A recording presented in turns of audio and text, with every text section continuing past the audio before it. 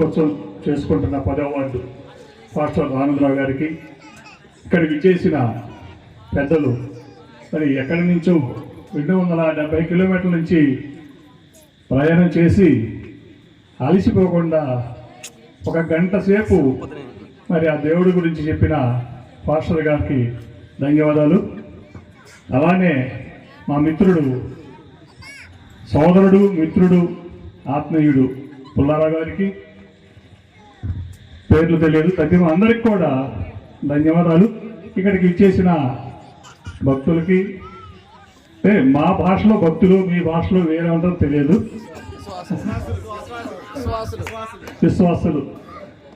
విశ్వాసులు అనే దానికి పెట్టింది పేరు మీరే.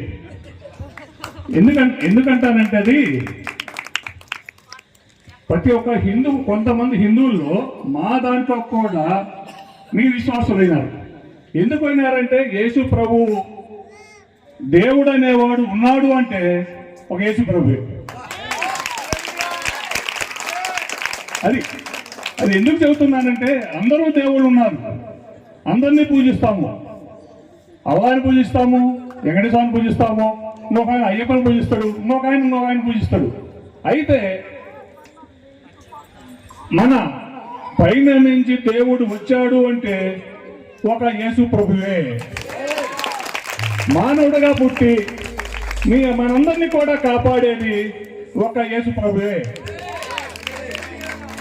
ఖచ్చితంగా కూడా నేను మీలో ఒకడిని, మీలో లేకపోయినా కూడా నేను కూడా నమ్మేది ఒక యేసు ప్రభువునే. కనుక మీ అందరూ కూడా ఆ యేసు ప్రభు అండ ఉండాలి, ఆ యేసు ప్రభు మిమ్మల్ని అందరినీ కాపాడాలి, మీ పిల్లల్ని, పాపలని అందరూ కూడా మరి సుఖ సంతోషంగా ఉండాలని చెప్పేసి ఈ సభాముఖంగా మీ అందరికీ ధన్యవాదాలు తెలుపుకుంటూ సెలవు తీసుకుంటున్నాం. నాకు కూడా భారతం చెబుతారు, రామాయణం చెబుతారు, సూక్తులు చెబుతారు, పాటలు పాడతారు, పద్యాలు పాడతారు. ఇనసొంపుగా ఉన్నా కూడా మధ్యలో లేచిపోతారు. అంటే ఇంత గుప్తంగా కూర్చొని మన ఫాదర్ చెప్తుంటే ఒక్కరిలాగా ఉంటారు. మా దాన్ని 100 మంది ఉంటే వచ్చేటప్పుడు 100 మంది ఉంటారు, మధ్యలో 50 మంది వేసిపోతారు, అయిపోయేలాగా 90 మంది వేసిపోతారు. అది ప్రత్యేకత. ఎందుకన్నా సేవలకు కష్టంగా ఉన్నదని చెప్పి చెబుతున్నాను. మీలో ఉన్న భక్తి మన ఏ హిందువుల్లో లేదు. ఆదివారం వచ్చిందంటే చర్చికి వెళ్తారు, పండగ వచ్చిందంటే ఏ పని ముట్టుకోరు. మీలో ఉన్నది మాకు నచ్చింది కూడా. మరి ఆ యేసు ప్రభు మీకు అది ఇచ్చారు, మేము కూడా అంత గట్టిగా పోవాలి దేవుళ్ళ గారికి. ప్రతి ఆదివారం కూడా మీరు వచ్చినట్టుగా ఏ చర్చి, ఎన్ని చర్చిలు ఉన్నాయో మా చర్చలో 100 చర్చిలు ఉంటాయి. ఏ 100 చర్చిల్లో పోయినా కూడా ప్రతి ఒక్క సేవకుడు అక్కడ ఉంటాడు. మరి ఎందుకున్నాడంటే ఆ స్వామి మీకు అగబట్టడానికి చుట్టూ ఇట్లా ఇలాంటి వారిని గవర్నమెంట్ తెలుసుకున్నాం. ఇలాంటి వాళ్ళు చెప్తుంటేనే మీరు లేట్ అవుతున్నారు అన్నారు. లేట్ కాదా, నాకు చాలా సింపుల్ గా ఉంది. అంటే ఎనబుద్ధవుతుంది ఆయన చెప్తుంటే.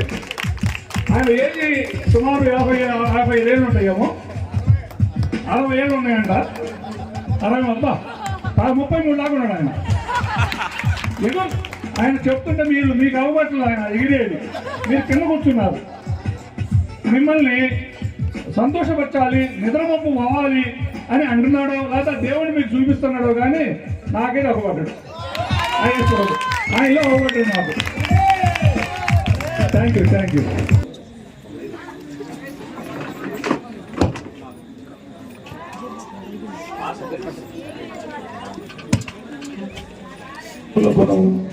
మరియు ఈ లోకములో ఉన్న క్రీస్తును ప్రేమిస్తున్న ప్రతి వారికి అది రీతిగా నాయకులకు ఆయన అనుగ్రహించి నడిపించును గాక. ఆమేన్.